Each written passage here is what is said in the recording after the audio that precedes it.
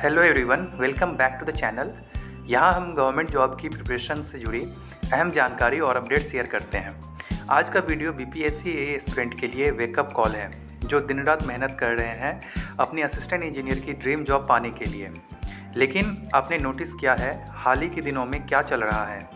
हम सब जो बीपीएससी एए के ज़रिए परमानेंट जॉब के लिए तैयारी कर रहे हैं, हमारे सामने एक बड़ी प्रॉब्लम खड़ी हो रही है। 2024 में आरडब्ल्यूडी में 200 से अधिक कॉन्ट्रैक्चुअल एई की रिक्रूटमेंट आई है। ये सबको पता होगा, लेकिन बहुत लोगों को ये नहीं पता होगा कि 2024 में ही 10 से अधिक गवर्नमेंट संस्थान में कॉन्ट्रैक्चुअल एई की और भी वैकेंसीज आई हैं, जिसमें फ्रेशर को जगह नहीं देकर गवर्नमेंट जो रिटायर्ड इंजीनियर हैं उनकी रिक्रूटमेंट कर रही है। और यदि ये रिक्रूटमेंट एक बार हो जाता है तो समझो कि 2-3 सालों तक उस सीट के लिए परमानेंट वैकेंसीज आना बहुत ही मुश्किल है। ये ट्रेंड हम सभी एस्पिरेंट के लिए एक चिंता का विषय है। रेगुलर एई एग्ज़ाम कराने के बजाय government contractual appointment specially engineering sector पर ज़्यादा फोकस कर रही है। प्रतीत तो ऐसा ही हो रहा है। ये न सिर्फ अनफेयर है, बल्कि हमारे फ्यूचर के लिए एक बड़ा चिंता का विषय भी है। 2024 में रूरल वर्क डिपार्टमेंट के अलावा और कहाँ एई कॉन्ट्रैक्चुअल वैकेंसीज आई है बिहार में, चलिए देखते हैं। मैं आपको बहुत सारी कॉन्ट्रैक्चुअल एई रिक्रूटमेंट जो बिहार में 2024 में हुई है या हो रही है उसके रिगार्डिंग बताऊंगा। चलिए एक एक करके देखते हैं। मैं सबसे पहले रिसेंट रिक्रूटमेंट के बारे में बताऊंगा। ये है रिक्रूटमेंट पंचायती राज विभाग के अंदर, संस्था नाम जिला परिषद बांका। इसमें 2 कॉन्ट्रैक्चुअल एई की वैकेंसीज आई हुई थी, जिसका फॉर्म भरने का आखिरी तिथि 14 दिसंबर 2024 था। ये जो रिक्रूटमेंट है सिर्फ रिटायर्ड इंजीनियर के लिए है, जिसमें फ्रेशर को कोई जगह नहीं दिया गया है। जो भी रिटायर्ड इंजीनियर जिनकी आयु सीमा 65 ईयर तक है वो अप्लाई कर सकते हैं। ये समझ से परे है कि गवर्नमेंट क्या करने की कोशिश कर रही है। बिहार का 25-30 ईयर्स का युवा टैलेंट और डिग्री लेके रोड पे घूम रहे हैं, लेकिन यहाँ 65 ईयर को प्रायोरिटी दिया जा रहा है। विद ड्यू रिस्पेक्ट, जो भी रिटायर्ड इंजीनियर हैं वो अपनी ज़िंदगी जी चुके हैं, लेकिन युवा इंजीनियर के पास अभी पूरी ज़िंदगी बची हुई है, उसे मौका तक नहीं दिया जा रहा है। ऐसा प्रतीत तो ऐसा ही हो रहा है। ये जो रिक्रूटमेंट है ये 2 ईयर्स के लिए इसमें लिखा हुआ है कि 2 ईयर्स के लिए आपका रिक्रूटमेंट होगा और 1 ईयर एक्सटेंशन भी मिल सकता है वर्क के हिसाब से। बाकी इसमें और भी कुछ पॉइंट्स हैं, ये देख के आपको और भी जो भी फ्रेशर इंजीनियर हैं जो कि अभी बेरोज़गार हैं उनको थोड़ा गुस्सा आ सकता है। दूसरी रिक्रूटमेंट की बात करें तो आपको देखने को मिलेगा जिला परिषद कैमूर भभुआ। इसमें आप देख सकते हो सहायक अभियंता का 1 सीट देखने को मिलेगा। इसका जो आखिरी तिथि था फॉर्म भरने का वो है आपका 18 दिसंबर 2024। इसमें भी वही रिटायर्ड इंजीनियर की रिक्रूटमेंट है। 65 ईयर इसमें अधिकतम उम्र सीमा रखा गया है। जो आपका पहला वाला देखा था आपने, वही पॉइंट इसमें देखने को मिलेगा। तीसरी रिक्रूटमेंट की बात करें तो ये है आपका जिला परिषद शेखपुरा। ये भी आपका पंचायती राज विभाग के अंडर ही है। इसमें भी आप देख सकते हो सहायक अभियंता का 2 पोस्ट के लिए रिक्रूटमेंट आई हुई है। ये भी आपका वही रिटायर्ड इंजीनियर के लिए है। अधिकतम उम्र सीमा 65 साल, और जो पहले आपने देखा था वही सारा ये पॉइंट इसमें भी लिखा गया है। आप सिर्फ नंबर ऑफ सीट काउंट करते रहना। आपका शेखपुरा में भी 2 असिस्टेंट इंजीनियर का सीट चला गया। नेक्स्ट बात करें तो जिला परिषद मधुबनी, ये भी पंचायती राज विभाग में ही है। इसमें भी आप देख सकते हो सहायक अभियंता का यहाँ 4 सीटें थी और चारों पे ही कॉन्ट्रैक्चुअल एई की रिक्रूटमेंट आई है, जिसके लिए जो रिटायर्ड इंजीनियर हैं सिर्फ वही एलिजिबल हैं। सारा जो पॉइंट है पहले जो रिक्रूटमेंट था मोस्टली वही है इसमें, और 65 साल इसमें भी रखा गया है। और आप जो भी रिटायर्ड इंजीनियर है वो भर सकते हैं। मतलब फ्रेशर को यहाँ पे भी कोई जगह नहीं मिला है। बस आप सीट काउंट करते रहना। मधुबनी में सहायक अभियंता 4 सीट, जो कि आपके हाथ से अभी फिलहाल जाते हुए दिख रहा है।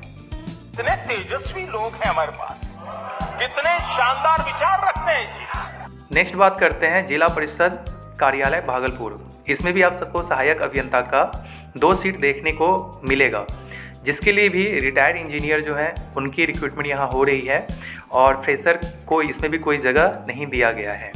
ये आपका भागलपुर का है। यहाँ पे बस आप सीट काउंट करते रहना, फिर आपको पता चलेगा कि आपके हाथ से कितनी सीटें जा चुकी हैं। ऐसे ही जिला परिषद दरभंगा में भी रिक्रूटमेंट आई हुई थी। इसमें असिस्टेंट इंजीनियर का टोटल 4 सीटों के लिए वैकेंसीज आई हुई थी और इसमें भी आपका जो रिटायर्ड इंजीनियर हैं वो इसमें एलिजिबल थे। सारा जो पॉइंट था मोस्टली सेम था जो आपको प्रीवियस रिक्रूटमेंट में मिला है, लेकिन ये दरभंगा का है, जिला परिषद दरभंगा। इसमें 4 असिस्टेंट इंजीनियर की रिक्रूटमेंट आई हुई थी। बाकी ग्रामीण कार्य विभाग में कॉन्ट्रैक्चुअल सहायक अभियंता का जो रिक्रूटमेंट आई हुई है कॉन्ट्रैक्ट बेसिस पे, इसके बारे में आप सभी के पास जानकारी हो गई, जिसमें टोटल 231 सीट के लिए रिक्रूटमेंट आई हुई थी। इसे भी बीपीएससी के थ्रू रेगुलर वैकेंसी के रूप में करवाया जा सकता था, लेकिन पता नहीं किस कारणवश इसे भी एज ए कॉन्ट्रैक्चुअल एई का ही एडवर्टाइजमेंट निकाला गया। तो दोस्तों इस वीडियो में मैंने आपको उन तमाम कॉन्ट्रैक्चुअल एई रिक्रूटमेंट के बारे में बताया है जो हाल ही के दिनों में अलग अलग संस्थान में आई हुई है, लेकिन शायद और भी कुछ रह गया होगा रिक्रूटमेंट जिसका ज़्यादा इन्फॉर्मेशन पब्लिक डोमेन पे शायद सर्कुलेट नहीं हुआ होगा। ये सिर्फ कुछ एग्जाम्पल है, लेकिन आने वाले समय में और भी ऐसी कॉन्ट्रैक्चुअल रिक्रूटमेंट निकल सकती है शायद। अगर आप अपनी आवाज़ रिस्पेक्टेड गवर्नमेंट तक नहीं पहुंचाएंगे तो ये सिलसिला बिहार में शायद आगे भी चलता रहेगा। अगर आप चाहते हैं कि परमानेंट वैकेंसी और कंबाइंड एई बीपीएससी की रिक्रूटमेंट आए तो आपको काम और पोलाइट तरीके से बिना किसी अनफेयर मीन का सहारा लेते हुए अपनी बात संबंधित सरकारी अधिकारी तक पहुंचानी होगी। आरडब्ल्यूडी का कॉन्ट्रैक्चुअल एई रिक्रूटमेंट एस्पिरेंट के लिए एक बड़ा सेटबैक है, खास तौर पे उनके लिए जो बीपीएससी एई के एस्पिरेंट हैं। अगर सरकार को आप अपनी स्थिति के बारे में नहीं बताएंगे तो ये प्रक्रिया शायद पूरे बिहार में जारी रहेगी, और यदि कंबाइंड वैकेंसीज आएंगी भी तो उम्मीद से कम सीट आ सकती है। कुछ मीडिया रिपोर्ट के अनुसार हम सब जानते थे कि पंचायती राज में जल्द ही परमानेंट एई की रिक्रूटमेंट बीपीएससी से होगी, तो फिर ये कॉन्ट्रैक्चुअल वैकेंसी क्यों निकाली जा रही है?